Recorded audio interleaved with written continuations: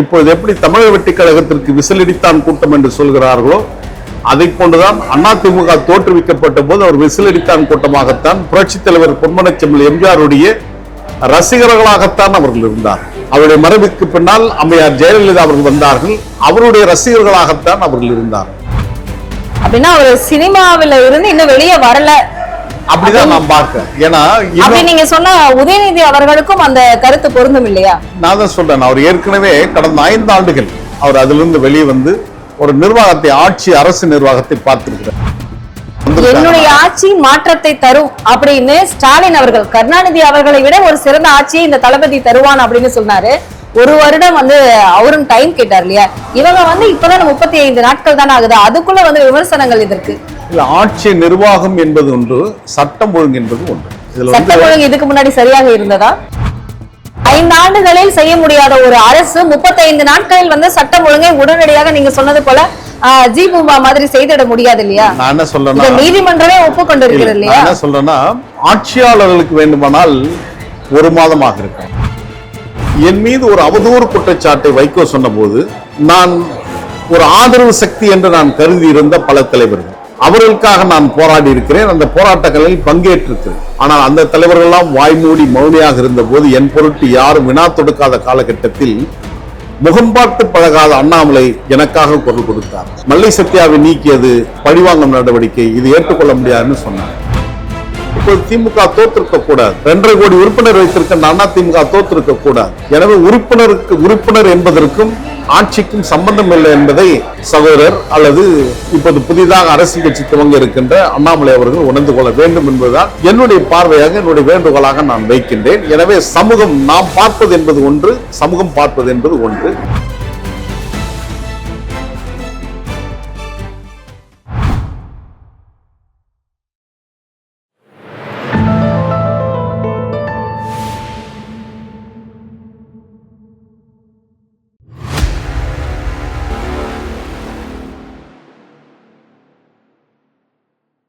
TV நேயர்களுக்கு அன்பான வணக்கம். இன்று நமது நேர்காணலில் சிறப்பு விருந்தினர், திராவிட வெற்றி கழகத்தின் தலைவர், நமது அறிமுகமே தேவையில்லாத ஒரு முக்கியமான ஒரு நபர் மல்லை சத்யா அவர்கள் நம்முடன் இருக்கிறார். அவரிடம் கேட்பதற்கு பல கேள்விகள் இருக்கு, வாங்க பேசலாம். சார் வணக்கம். வணக்கம் சார், இன்னைக்கு தமிழகத்தில் குறைந்த நாட்களில் ஒரு கட்சியை ஆரம்பித்து, அதாவது நான் தாவேக அரசை சொல்லவில்லை, உங்களுடைய திராவிட வெற்றி கழகம் அப்படிங்கக்கூடிய ஒரு பெயரை தான் ஆரம்பித்து ஒரு கரெக்டாக ஒரு 8 மாதங்கள் தான் இருக்கும் அப்படின்னு நான் நினைக்கிறேன். ஆனா அந்த இடைப்பட்ட சிறிது காலத்திலே இந்த கழகம் இந்த அளவுக்கு வெற்றி அடைய என்ன காரணம் நீங்க நினைக்கிறீங்க? திராவிட வெற்றி கழகத்துடைய பயணம் என்பது 8 மாதங்கள் என்று திராவிட வெற்றி கழகத்துக்காக இருந்தாலும், எங்களுடைய அரசியல் பயணம் என்பது மதிமுகவில் ஏறக்குறைய 32 ஆண்டு கால பயணம். திராவிட மறுமலை திமுகவுடைய பயணம் என்பது 32 ஆண்டுகள் என்று மட்டும் அந்த கட்சிக்கு என்று சொன்னால், அதை கடந்த திராவிட இயக்கத்தை நாம் பார்ப்போமானால் 1916ஆம் ஆண்டு நவம்பர் 20 வரையிலும் இதனுடைய தோற்றுவாய் அமைந்திருக்கிறது. ஆக அதோடைய நீட்சியாகத்தான் ஒவ்வொரு இயக்கத்துடைய நடவடிக்கைகளும், பரிணாமங்களும், பயணங்களும் அமைந்திருக்கிறது. எனவே நாங்கள் பெற்றிருக்கின்ற அனுபவங்கள், எங்களுடைய கருத்தியல் அதை நோக்கியே கூர்த்திட்டப்படுகின்ற காரணத்தினால்தான் இந்த 8 மாதங்களில் திராவிட வெற்றி கழகத்தை ஒரு உயர்ந்த இடத்துக்கு கொண்டு வர வேண்டும் என்ற அந்த களத்தில் எங்களை முழுமையாக நாங்கள் அர்ப்பணித்துக் கொண்டு எங்களுடைய கருத்தியலை பேசிக் கொண்டு வருகிறோம். தமிழ்நாட்டுடைய அரசியலில் நிறைய தேவைகள் இருக்கின்ற காரணத்தினால் திராவிட வெற்றி கழகம் பேசு பொருளாக மாறி வருகிறதா நான் பார்க்கிறேன். கண்டிப்பா சார். ஆனா இன்னைக்கு இருக்கக்கூடிய சூழ்நிலை, ஒரு புதிய கட்சி இன்னைக்கு தமிழகத்தில் ஆளும் கட்சியாக இருக்கிறது.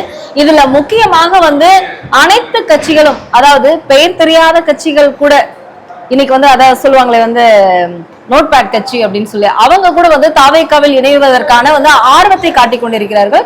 பனையூர்ல இன்னைக்கு எல்லை மீறிய கூட்டம் அப்படின்னே சொல்லலாம். ஆனா திராவிட வெற்றி கழகம் அது ஒரு பெரிதாக கூட கருதவில்லை. அப்படிங்கிறதுக்கு என்ன காரணம்னு எடுத்துக்கலாம்? ரசிக மனப்பான்மை எங்களிடம் இல்லை. நாங்கள் கருத்தியல் ரீதியாக, கொள்கை ரீதியாக வார்ப்பிக்கப்பட்டவர்களாக. எங்களுடைய காலத்தில் தான் புரட்சித் தலைவர் பொன்மனச்செம்மல் எம்ஜிஆர் அவர்கள் அனைத்து இந்திய அண்ணா திராவிட முன்னேற்ற கழகத்தை உருவாக்கினார். அனைத்து இந்திய அண்ணா திராவிட முன்னேற்ற அந்த மண்ணில் இருந்த போது கூட நாங்கள் அந்த இயக்கத்தில் சேர வேண்டும், அந்த இயக்கத்தில் ஏதாவது ஆதாயம் பெற வேண்டும் என்று நாங்கள் விரும்பவில்லை. புரட்சித் தலைவர் பொன்மனச்செம்மல் எம்ஜிஆர் அவர்கள் 1987ஆம் ஆண்டு ஏப்ரல் 24ஆம் தேதி அவர் காலமானதற்கு பின்னால் அந்த இயக்கத்தினுடைய தலைவராக புரட்சி தலைவி அம்மையார் ஜெயலலிதா அவர்கள் வந்தார். அவரும் திரைப்பட பிரபலம், ஒரு மிகப்பெரிய திரைத்தாரையாக மிளிர்ந்தவர். அவர் வந்த போதும் அந்த இயக்கத்தில் சேர வேண்டும் என்ற எண்ணம் எங்களுக்கு வரவில்லை. அதே போன்றுதான் திரைப்பிரபலங்களாக இருந்த இப்ப சமீபத்தில் அரசியல் கட்சியை துவங்கி சில ஆண்டுகளுக்கு முன்னால் துவங்கிய பத்மஸ்ரீ கமலஹாசனுடைய மக்கள் நீதி மையம், அதுவும் எங்களை ஈர்க்கவில்லை. அதே போலதான் சுப்ரீம் ஸ்டார் சரத்குமார் அவர்களும் ஒரு அரசியல் கட்சி துவக்கினார், அதுவும் எங்களுக்கு ஈர்ப்பு வரவில்லை. இன்னும் கூடுதலாக சொல்ல வேண்டும் என்று சொன்னால், என் மீது மிகுந்த பாசம் நேசம் காட்டுகின்ற புரட்சி கலைஞர் கேப்டன் விஜயகாந்த் அவர்கள் தேசிய முற்போக்கு திராவிட கழகத்தை உருவாக்கினார். அப்பொழுதும் அவரை என்னுடைய ஆதரவு சக்தியாகத்தான் நான் பார்த்தேனே தவிர திராவிட இயக்கத்திலிருந்து விலகிவிடும் சேர வேண்டும் என்று எனக்கு எண்ணம் வரவில்லை. இப்பொழுதும் அதுதான் எங்களுடைய நிலைப்பாடாக இருக்கிறது. நடிகர் விஜய் அவர் உச்சபட்ச நடிகராக இருக்கலாம். ஒரு திரைப்பிரபலம் என்பது மட்டுமே எங்களுக்கான தேவைகளாக இல்லை. எங்களுடைய தேவைகள் என்பது தமிழ்நாட்டுடைய ஜீவாத உரிமைகள், தமிழ்நாட்டுடைய சமூக நீதி, தமிழ்நாட்டுடைய மதச்சார்பின்மை, இவைதான் எங்களுடைய கருத்தியலாக இருக்கின்ற காரணத்தினால் தமிழக வெற்றி கழகம் மல்லை சத்யாவை அல்லது என்னை சார்ந்த தோழர்களை ஏற்றுக்கொள்கின்ற மனநிலை இல்லாத காரணத்தினால்தான் திராவிட வெற்றி கழகம் என்ற ஒரு இயக்கத்தை நாங்கள் துவங்கி நடத்தி கொண்டிருக்கிறோம் என்று சொன்னால் அது ஒரு ரசிக மனப்பான்மை. நீங்கள் சொன்னதை போட்டு கட்டுக்கடங்காமல் கூட்டம் வருகிறது என்று சொன்னார்கள். இது ஒரு பருவ காலங்களில் வருகின்ற ஒரு சூழலை போன்றுதான் ஐப்பசி காலத்தில் வருகின்ற பெய்கின்ற அந்த கனமழையின் போது ஏற்படுகின்ற மேக கூட்டங்களை போன்றுதான் ஒரு கட்சி ஆளுங்கட்சியாக வருகின்ற போது ஆதாயம் தேடி அலைகின்றவர்கள் ஓடிக்கொண்டே இருப்பார்கள். நம்ம இந்து மதத்துல பார்த்தோம்னா கார்த்திகை மாதத்துல ஐயப்பனுக்கு மாலை போட்டுக்கொண்டு போகின்ற கூட்டத்தை பார்க்கலாம். புரட்டாசி வந்தால் திருப்பதி ஏழுமலையானுக்கு மஞ்சளாடை அணிந்து கொண்டு போவார்கள். தைப்பூசத்தின் போது தமிழ்கடவுள் முருகனுக்கும் மாரியம்மாவுக்கும் மாலை போட்டுக்கொண்டு ஓடுகின்றவர்களை நாம் பார்க்கிறோம். அதை போன்றுதான் இந்த காலகட்டத்தில் விஜயுடைய தமிழக வெற்றி கழகம் ஏதோ ஒரு புதிய மாற்றத்தை, ஏதோ புதிய சூழலை உருவாக்க போறாள் என்று ஓடிக்கொண்டிருக்காக தான் நான் பார்க்கிறேன். எனவே இந்த சூழல் எல்லாம் கொள்கை ரீதியாக வருகின்றவர்களை எந்த விதத்திலும் அந்த பயணத்தில் அது தடையாக இருக்காது என்பதாக நான் பார்க்கிறேன். ஆனா நீங்க அப்படி சொல்றீங்க, ரசிக மனப்பான்மை உங்களுடைய கழகத்துக்கு இல்லை அப்படின்னு நீங்க சொல்றீங்க இல்லையா? ஆனா அதிமுகவில் இருந்தும் 6 எம்எல்ஏக்கள் வெளியேறி இருக்கிறார்கள். இதுல முக்கியமாக முன்னாள் அமைச்சர்களாக இருந்தவர்கள் விஜயபாஸ்கராக இருக்கட்டும், CV சண்முகமாக இருக்கட்டும், இப்போ SP வேலுமணி, தங்கமணி அவர்களே அந்த கழகத்திற்கு செல்வதாக ஒரு செய்திகள் பரவிக்கிட்டு இருக்கு. அப்படி இருக்கக்கூடிய நிலையில இன்னைக்கு நீங்க ரசிக மனப்பான்மை இல்லை அப்படின்னு நீங்க சொல்றீங்க இல்லையா? ஆனா உங்களுக்கான ஒரு வழிகாட்டியான ஒரு தலைவர் இப்ப வரைக்குமே நீங்க அவரை விட்டு கொடுத்தது இல்லைன்னு நான் சொல்லுவேன். ஏன்னா மதிமுகவினுடைய தலைவர் வைகோ அவர்களும் தாவேகா தலைவரை பண்பாளன், சிறப்பானவர், உலகத்தின் வரலாற்று மிக்க சிறப்புடைய தலைவர் அப்படின்லாம் புகழ்கிறாரே. அப்ப நீங்க அதை எப்படி ரசிக மனப்பான்மையோடு தான் அவர் சொல்றாரா? அதிமுக என்ற ஒரு இயக்கம் ரசிக மனப்பான்மை கட்சி தான். அந்த கட்சி உருவாகின்ற போது அந்த கட்சிக்கு பெயர் இப்பொழுது எப்படி தமிழக வெற்றி கழகத்திற்கு விசிலடித்தான் கூட்டம் என்று சொல்கிறார்களோ அதை போன்றுதான் அதிமுக தோற்றுவிக்கப்பட்ட போது அவர் விசிலடித்தான் கூட்டமாகத்தான் புரட்சி தலைவர் பொன்மனச்செம்மல் எம்ஜிஆருடைய ரசிகர்களாகத்தான் அவர்கள் இருந்தார். அவருடைய மறைவுக்கு பின்னால் அம்மையார் ஜெயலலிதா அவர்கள் வந்தார்கள். அவருடைய ரசிகர்களாகத்தான் அவர்கள் இருந்தார். ரசிக மனப்பான்மையோடு அரசியல் அதிகாரம் வருகின்ற போது அதனுடன் இணைந்து பணியாற்றினார்கள். அந்த ரசிக மனப்பான்மை அந்த தாங்கள் நினைத்த அந்த ஆகஸ்ட புருஷனாக ஒரு எளிய குடும்பத்தில் பிறந்து, ஒரு விவசாய குடும்பத்தில் பிறந்த அந்த எடப்பாடி பழனிசாமி அவர்கள் கண்களுக்கு தெரியவில்லை என்று சொன்னால் அவர் திரைப்பிரபலம் இல்லை என்கின்ற ஒற்றை காரணம்தான். எனவேதான் அவரால் ஆதாயம் அடைந்தவர்கள் ஒரு ஒற்றை மனிதனாக தமிழக தேர்தல் களத்தில் பிரச்சாரத்தை மேற்கொண்ட அந்த மனிதனை விட்டுவிட்டு ஆதாயம் தேடி ஓடுகிறார்கள் என்று சொன்னால் இது ரசிக மனப்பான்மை இல்லை என்பதை தவிர வேறு என்னால் என்ன சொல்ல முடியும்? ஆனா ரசிக மனப்பான்மை அப்படி இருந்தாலும் தொண்டர்களாக மாற்றி கட்சியை இன்னைக்கு உருவெடுத்து கொண்டு வந்திருக்கிறார் எம்ஜிஆர். அதே போல விஜய் அவர்களும் வருவார் அப்படின்னு நீங்க சொல்ல வரீங்களா? அது காலம்தான் பதில் சொல்ல வேண்டும். ஏன்னா எம்ஜிஆர் அவர்களுடைய காலத்தில் நான் பார்த்த செய்தியில் எங்களுடைய கிராமத்தில் ஓர்விளக்கு திட்டத்தை கொண்டு வந்தார். கிராமத்துல லைட்டே இருக்காது. அந்த தெருவில் இருக்கின்ற அந்த விளக்கு கம்பத்துல தான் குண்டு பல்ப் எரியும். அதுக்கு பின்னால டியூப் லைட் வந்தது.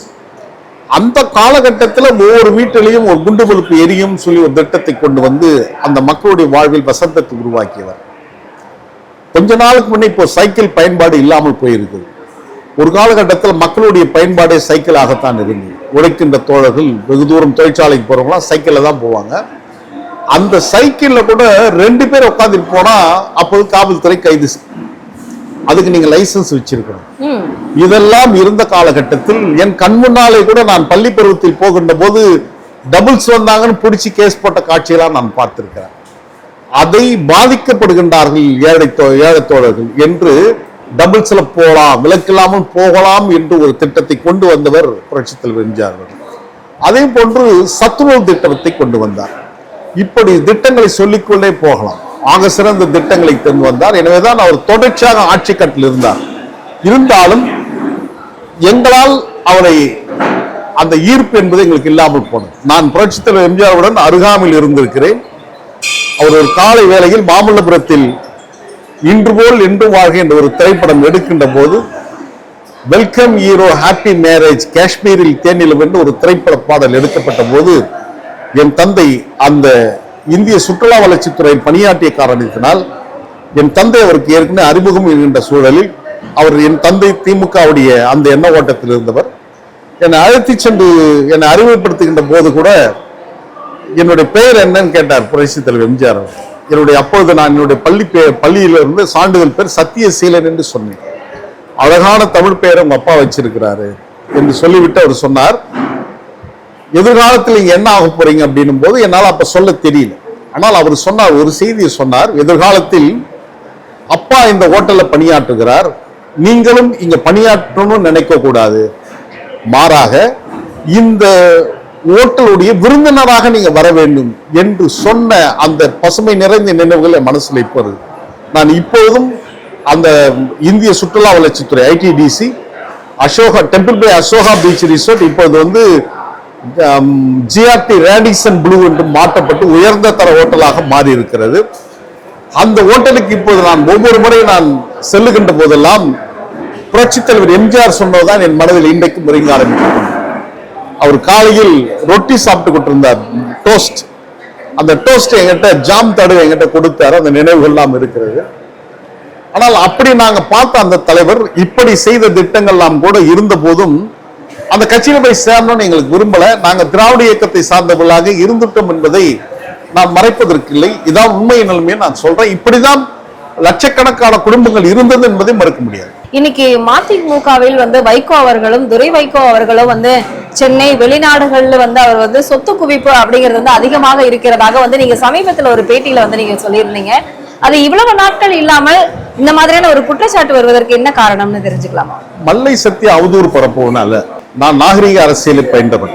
ஒரு அறம் சார்ந்த அரசியலை முன்னெடுக்க வேண்டும் என்ற கனத்தை எதையோடு தான் எனக்கு பல்வேறு வாய்ப்புகள் சந்தர்ப்பங்கள் கிடைத்த போது கூட என்னை நம்பி எனக்கான ஒரு அங்கீகாரத்தை கொடுத்த தலைவனுக்கு நான் உண்மையாக விசுவாசமாக இருக்க வேண்டும் என்று நான் விரும்பியவன். ஒரு கடல் பயணத்தில் நாங்கள் சென்ற படகு கவிழ்ந்து விடுகிறது. வழக்கமாக அந்த மாதிரி நேரத்துல தண்ணீர்ல தத்தரிக்க காப்பாற்ற போக மாட்டாங்க. ஏன்னா அவங்க காப்பாற்ற போகின்ற போது அவங்க காப்பாற்ற போறவனே போட்டு அமுக்கிடுவாங்க தண்ணியில. இது ஒரு உளவியல். ஆனால் நான் இறந்தாலும் பரவாயில்ல என்று அந்த தலைவர் நான் கரையில் கொண்டு வந்து சேர்த்தேன். இப்படி 3 சம்பவங்களே அவருடைய உயிரை நான் பாதுகாத்தவன். அவர் மகனுடைய வருகைக்கு பின்னால் என்னை வெளியேற்ற வேண்டும் என்று திட்டங்கள் வகுக்கப்பட்டு அதற்கான நகர்வுகள் நடந்து கொண்டிருந்தது. என் மீது ஒரு அபாண்டமான குற்றச்சாட்டை வைக்கவர்கள் சொன்னார். தலைவர் பிரபாகரன் அவர்களுக்கு மாத்த எப்படி துரோகம் செய்தாரோ அதை போன்று மல்லை சத்தியன் துரோகம் செய்து விட்டார் என்று சொன்னார். இதில் 2 உளவியல். ஒன்று, ஈழத்தமிழர்கள் மல்லை சத்தியாவை நேசிக்க கூடாது. மற்றொன்று, எப்படி மாத்தையா அவர்களை விடுதலை புலி இயக்கங்கள் படைகுழு செய்ததோ அதை போன்று என்னை கொலை செய்ய வேண்டுமோ என்ற உளவியல் கூட இருக்கிறது. எனவே இப்படி நான் இருந்த அந்த இயக்கத்தில் என் மீது அவதூறுகள் பரப்பப்பட்டது. இப்போது சமீப காலத்தில் துரையும் துரை சார்ந்த கூட்டமும் என் மீது காழ்ப்புணர்ச்சி கொண்டு நான் ஏதோ கோடிகளை குவித்து வைத்திருப்பதாகவும் கொடைக்கானலில் எனக்கு பங்களாக்கள் இருப்பதை போன்றும் எங்கெங்கெல்லாம் இருப்பதா போன்று என்னை பற்றியான அவதூறுகளை அந்த தோழர்கள் பதிவு செய்து கொண்டு வருகிறார். இப்போது நான் என் பொருட்டு நான் அமைதியாக கடந்து விட முடியாது. சமூகத்துக்கு நான் பதில் சொல்ல வேண்டிய கட்டாயத்தில் இருக்கிறேன்.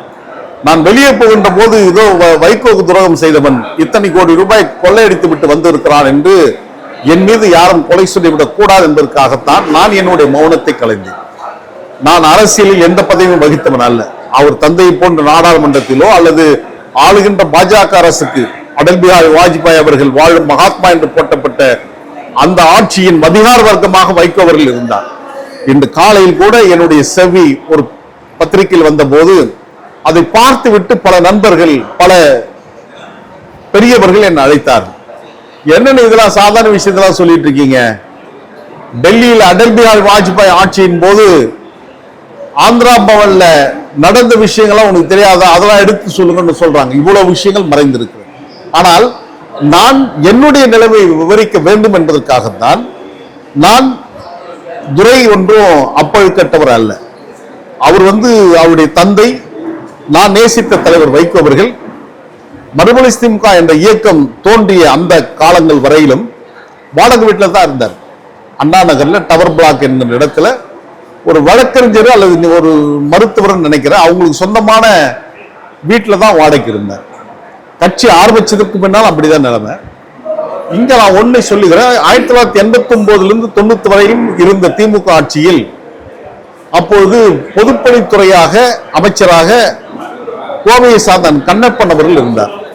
கண்ணப்பன் கிட்ட இவர் போய் ஒரு வேண்டுகோள் வைக்கிறாரு, நான் அடிக்கடி டெல்லி சென்னை பொதுக்கூட்டங்கள்லாம் போக வேண்டி இருக்குது, சென்னையில ஒரு வீடு இருந்தா நல்லா இருக்கும், ஒரு அரசு குடியிருப்பு இருந்தா எனக்கு கொடுங்க அப்படின்றாரு.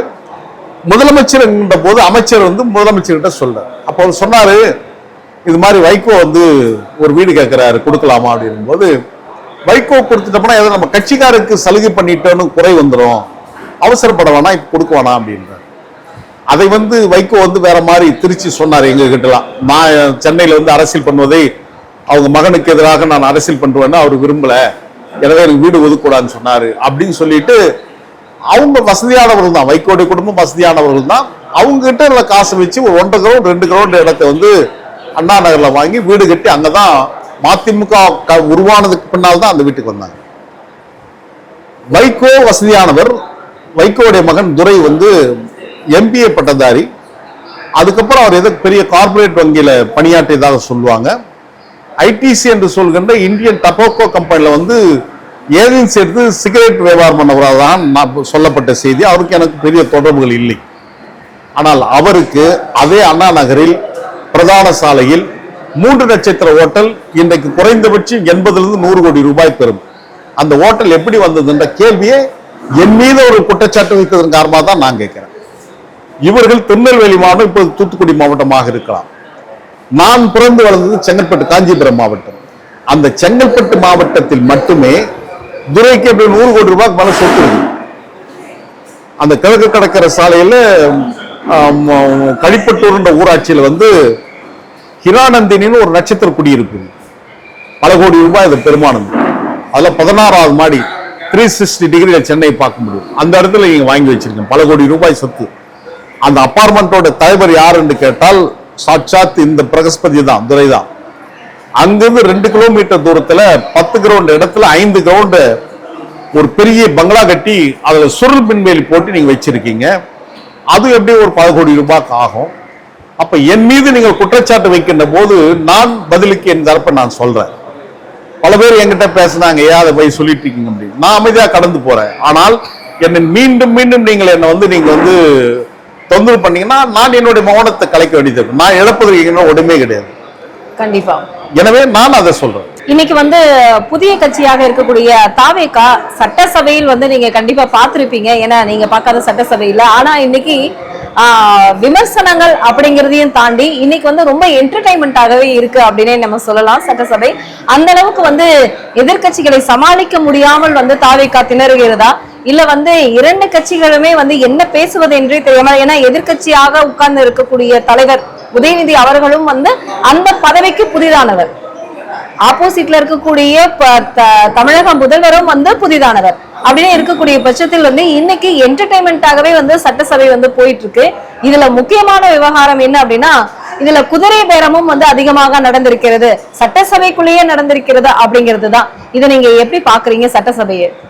தமிழக சட்டமன்றத்தை பொறுத்தவரையிலும் தாவேகாவில் தேர்ந்தெடுக்கப்பட்ட 90% புதிய முகங்கள் தான். அது சிலர் அண்ணன் செங்கோட்டையன் போன்றவர்கள், சபாநாயகராக இருக்கின்றவர்கள் ஜேசிபி அவர்கள் இன்னும் ஒரு சிலர் அனுபவம் வாய்ந்தவர்களாக இருக்கலாம், மற்ற எல்லாம் புதிய முகம்.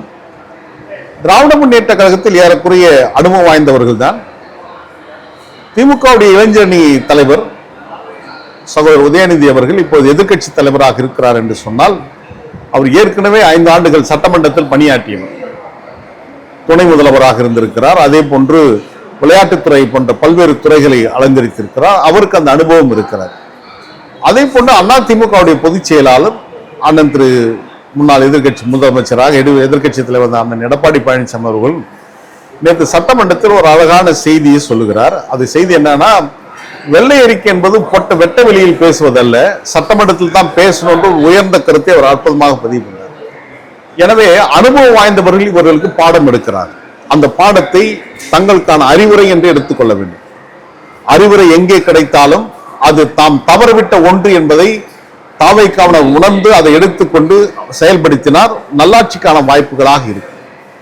அதை கடந்து வைகோ சொல்றாருல, பாரத் ஒபாமாவுக்கு நிகரானவராக நான் வைகோ விஜயை பார்க்கிறேன்னு சொல்றாருல, இந்த மேலதாள குழுல தான் விஜய் எச்சரிக்கார்கள். இல்லைன்னா அந்த கட்சியை சார்ந்த அமைச்சர் அவதார புருஷனாக பார்க்கப்பட்ட பழைய விவிலியத்தில் பழைய ஏற்பாட்டில் மோசே காலத்தில் வந்த ஒரு ஜோசப் இருந்தாரு, இறைமகன் இயேசு கிறிஸ்து காலத்தில் அவருடைய தந்தையாக ஜோசப் இருந்திருக்கிறாரு, இவர் 3வது இறை தூதராக அல்லது தூதுவராக ஜோசப் வந்திருக்கிறார் என்று சொல்லுவதெல்லாம் நீங்கள் எப்படி பார்க்கணும் எனக்கு தெரியாது. ஆனால் இதெல்லாம் ஆபத்தான ஒன்று. ஒப்பிட்டு பேசக்கூடாது மத ரீதியாக என்பதுதான் என்னுடைய பொருள். நீங்க உங்களுடைய திராவிட வெற்றி கழகத்தினுடைய நிர்வாக கூட்டத்தில் வந்து ஒரு விஷயம் சொல்லியிருந்தீங்க, அந்த தொட முடியாத எவரெஸ்ட் சிகரத்துக்குள்ள உள்ள ஒருத்தரை மாட்டிக்கிட்டாரு, கை தட்டினாதான் வெளியே வருவாரு அப்படின்னா விஜயனுடைய மௌனம் அந்த மாதிரிதான் இருக்கு. யார் கை தட்டினா வெளியே வருவாரு? நீங்க அவரை தான் குறிப்பிட்டு சொல்றீங்க. அதுல என்னன்னா, நடிகர் விஜய் பொறுத்தவரையிலும் அவர் வந்து இதுவரையிலும் திரைப்படத்தில் இருந்தவர். அவர் என்ன செய்யணும் என்பது அவரு முடிவெடுக்க முடியாது. ஒரு திரைப்படம் என்று சொன்னா அதுக்கான டைரக்டர் இருப்பார், இயக்குனர் இருப்பார். இயக்குனர் சொன்னாதான் அவர் வந்து அந்த இருக்கையிலிருந்து எழுதணும். அதுக்கு முன்பாக அவங்களுக்கு வந்து சொல்லிக் கொடுப்பாங்க, இதெல்லாம் நீங்க இந்த வசனத்தை பேசணும் அப்படின்னு. அந்த வசனத்தை அவர் ஃபுல்லா உள்வாங்கிட்டு அவரு கேமராக்கு முன்பாக வந்து நிற்கின்ற போது அங்க ஆக்ஷன் சொல்லுவாங்க, அப்பதான் அவர் பேசுவார். அது ஒருவேளை தப்பு பண்ணிட்டாருன்னா கட் அப்படின்வாங்க, இல்ல நிறைவாக எடுக்கப்பட்டாலும் கட் முடிச்சிருங்கன்னு சொல்லுவாங்க. அப்படின்னா ஒரு சினிமாவில இருந்து இன்னும் வெளியே வரல அப்படிதான் நான் பார்க்கிறேன். ஏன்னா நீங்க சொன்ன உதயநிதி அவர்களுக்கும் அந்த கருத்து பொருந்தும் இல்லையா? நான் தான் சொல்றேன், அவர் ஏற்கனவே கடந்த 5 ஆண்டுகள் அவர் அதிலிருந்து இருந்து வெளியே வந்து ஒரு நிர்வாகத்தை, ஆட்சி அரசு நிர்வாகத்தை பார்த்திருக்கிறார். இல்ல சார், நீங்க சொல்றது அப்படி ஏற்றுக்க முடியாது இல்லையா? தனித்துவமாக ஒரு கட்சியை 2.5 ஆண்டுகள்ல துவங்கி ஒரு கட்சி இன்னைக்கு மக்கள் வாக்களித்து வெற்றி பெற வைத்திருக்கிறார்கள். ஏன்னா யாருடைய சப்போர்ட்டுமே இல்லாம ஒரு கட்சி வந்திருக்கு அப்படிங்கும் பொழுது, அப்படி இருக்கக்கூடிய ஒருத்தர் இன்னைக்கு தன்னுடைய தாத்தா, அதுக்கப்புறம் வந்து தந்தையார், அதுக்கப்புறம் நான் அப்படின்னு சொல்லிட்டு வந்திருக்கக்கூடிய ஒரு வருங்கால வாரிசு அரசியல் வந்திருக்கக்கூடிய அவரை வந்து எப்படி ஒப்பிடலாம்? அவரும் வந்து கட் அப்படின்னு சொல்ற மாதிரியான ஒரு ஹீரோ தானே. அதுல மாற்றம் இல்லை. நான் என்ன சொல்றேன்னா, தமிழக வெற்றி கழகம் துவங்கி 3 ஆண்டுகள் நிறைவு பெறல நான் நினைக்கிறேன். தமிழ்நாட்டில் ஒரு மிகப்பெரிய சமூக மாற்றத்தை உருவாக்கி ஒரு புதிய அத்தியாயத்தை துவங்கி இருக்கிறார். அதற்காக நாங்கள் வாழ்த்துகிறோம். இந்த அரசியல் வெற்றி பெற வேண்டும் என்று நான் உளமாற சொல்லுகின்ற செய்தியாகத்தான் என்னுடைய தோழர்கிட்ட சொல்றேன். ஆனால் அந்த அளவுக்கு அவர் வந்து தன்னை பக்குவப்படுத்தி கொண்டிருக்கிறார்னா இல்ல. அவர் என்ன நினைச்சாங்க, அந்த பெண்கள்லாம் விஜய் அண்ணன் வந்து தங்களை பாதுகாத்து ஆபத்து நேரத்தில், விஜய் வந்த அடுத்த நிமிடமே எல்லாமே மாறிடும், அந்த அரசியந்திரம் மாறிடும், விஜயோட உத்தரவு இல்லாமல் எந்த பணிகள் நடக்காது அப்படின்னு அந்த மக்கள் பெண்கள் நினைச்சாங்க. இன்னைக்கு அதே பெண்கள் தான், அண்ணா விஜய் அண்ணா உங்களுக்கு தான் நான் ஓட்டு போட்டேன், நீங்க சொன்னதான் நான் நம்பணும், நாங்க இப்படி பாதிக்கப்படுறோமேனா வாங்க நான் கூப்பிடுற நிலைமைக்கு பிரஜாபதி வந்து என்னுடைய ஆட்சி மாற்றத்தை தரும் அப்படின்னு ஸ்டாலின் அவர்கள் கருணாநிதி அவர்களை விட ஒரு சிறந்த ஆட்சியை இந்த தளபதி தருவான் அப்படின்னு சொன்னாரு. 1 வருடம் வந்து அவரும் டைம் கேட்டார் இல்லையா? இவங்க வந்து இப்பதான் 35 நாட்கள் தானே ஆகுது, அதுக்குள்ள வந்து விமர்சனங்கள் இதற்கு இல்ல. ஆட்சி நிர்வாகம் என்பது ஒன்று, சட்டம் ஒழுங்கு என்பது ஒன்று. சட்டம் ஒழுங்கு இதுக்கு முன்னாடி சரியாக இருந்ததா? அதை விட இப்ப கூடுதலாக இருக்குதுல்ல. எந்த ஆட்சி தவறுன்னு நீங்க சொன்னீங்களோ, இவர் வந்தா இவர் அண்டா காகசம் அபு காகசம் திறந்து சீசிரேன்னு சொல்லப்படுகின்ற விதத்தில் இவர் வந்தா இனி தவறுகளே நடக்காது என்ற ஒரு மாய்மாலத்தை நம்பிய மக்கள் வாக்களித்தாங்க. ஆனா தவறு நடக்காம இருக்கு. 5 ஆண்டுகளில் செய்ய முடியாத ஒரு அரசு 35 நாட்களில் வந்து சட்டம் ஒழுங்கை உடனடியாக நீங்க சொன்னது போல ஜி பூம்பா மாதிரி செய்திட முடியாது இல்லையா? நான் என்ன சொல்றேன்னா, நீதிமன்றமே ஒப்புக்கொண்டிருக்கிறது இல்லையா? நான் என்ன சொல்றேன்னா, ஆட்சியாளர்களுக்கு வேண்டுமானால் 1 மாதமாக இருக்கலாம். ஆனால் அரசு அதிகாரிகள் இருக்காங்களே, வருவாய்த்துறை, காவல்துறை, அவர்களெல்லாம் ஏற்கனவே அனுபவம் வாய்ந்தவர்கள். ஸ்காட்லாந்து யார்டுக்கு நிகரான காவல்துறை தமிழ்நாட்டுடைய காவல்துறை. அவர்கள் மௌனம் எதை சொல்லுகிறது? அந்த அதிகாரிகள் என்ன பண்ணிட்டு இருக்காங்க? ஒரு அரசு என்று சொன்னால் அதிகார வர்க்கம், ஆட்சியாளர்கள், இவையெல்லாம் சேர்ந்தான் ஒரு அரசின் அங்கம். அந்த அரசாங்கத்தின் அங்கமாக இருக்கின்ற காவல்துறை கை கட்டி ஏன் மௌனமாக இருக்கிறது? அவங்க ஏன் அந்த முன்கூட்டி கணிக்கல? உளவு பிரிவு என்ன பண்ணுது? இதெல்லாம் தான் இங்க கேள்வி. விஜய் மீது மட்டுமான குற்றச்சாட்டு அல்ல, அவர் அரசாங்கத்துக்கு அந்த காவல்துறைக்கு அதிகாரியாக இருக்கின்ற காரணத்தினால் அவர் பதிலளிக்க வேண்டிய இடத்தில் இருக்கிறார். ஆனால் அவர் கேள்விக்குரியவர் அல்ல. அதுக்கு பின்பாக இருக்கின்ற அந்த நிர்வாகம் தான் இதுக்கு பதில் சொல்லணும். சரி, இன்னைக்கு நீங்க சொல்வது போலவே புதிதாக வீதி லீடர்ஸ் அப்படின்னு சொல்லிட்டு அண்ணாமலை அவர்கள் பாஜகவில இருந்து வெளியே வந்திருக்காரு இல்லையா? இதுல முக்கியமாக அரைக்கோடை வந்ததற்கு பின்னால் என் கட்சி கொடி பறக்கும் அப்படின்னு சொல்லியிருக்கிறாரு. அரைக்கோடை அப்படின்னு இப்பதான் நீங்க சேர்க்கல, ஆனா அவர் சேர்த்துக்கிட்டு இருக்கிறாரு. ஆனா இந்த கட்சி அவரோட ஒரு பெரிதான ஒரு மாற்றத்தை ஏற்படுத்தும் விஜய் போல நீங்க நினைக்கிறீங்களா? ஏன்னா அறிவுரை சொல்லக்கூடிய இடத்தில் நீங்களும் இருக்கிறீங்க இல்லையா? இல்ல, நான் அறிவுரை சொல்ற இடத்துல மூத்த ஒரு தலைவர் அவர் ஒரு பெரிய IPS அதிகாரா இருந்தவர், ஒரு பெரிய தேசிய கட்சியில பதவி வகித்தவர். திரு அண்ணாமலை அவர்களுடன் எனக்கு எந்த தொடர்பும் இல்லை. பாஜகவுடைய ஒரு நெடிய வரலாற்றுல இந்த ஒரு 30 ஆண்டுகள்ல நான் பல மாநில தலைவரை பார்த்திருக்கேன். இப்போ துணை குடியரசுத் தலைவராக இருக்கின்ற அண்ணன் CP ராதாகிருஷ்ணன் வரையிலும் நான் பரிச்சயமானவர், அறிவுமானவர். ஆனால் எனக்கு அண்ணாமலையிடம் எந்த அறிவும் இல்லை. ஆனால் ஒன்று என்னன்னா, என் மீது ஒரு அவதூறு குற்றச்சாட்டை வைகோ சொன்ன போது நான் ஒரு ஆதரவு சக்தி என்று நான் கருதி இருந்த பல தலைவர்கள், அவர்களுக்காக நான் போராடி இருக்கிறேன், அந்த போராட்டங்களில் பங்கேற்றிருக்கிறேன். ஆனால் அந்த தலைவர்கள் எல்லாம் வாய்மூடி மௌனியாக இருந்த போது, என் பொருட்டு யாரும் வினா தொடுக்காத காலகட்டத்தில் முகம் பார்த்து பழகாத அண்ணாமலை எனக்காக குரல் கொடுத்தார். மல்லை சத்யாவை நீக்கியது பழிவாங்கும் நடவடிக்கை, இது ஏற்றுக்கொள்ள முடியாதுன்னு சொன்னார்.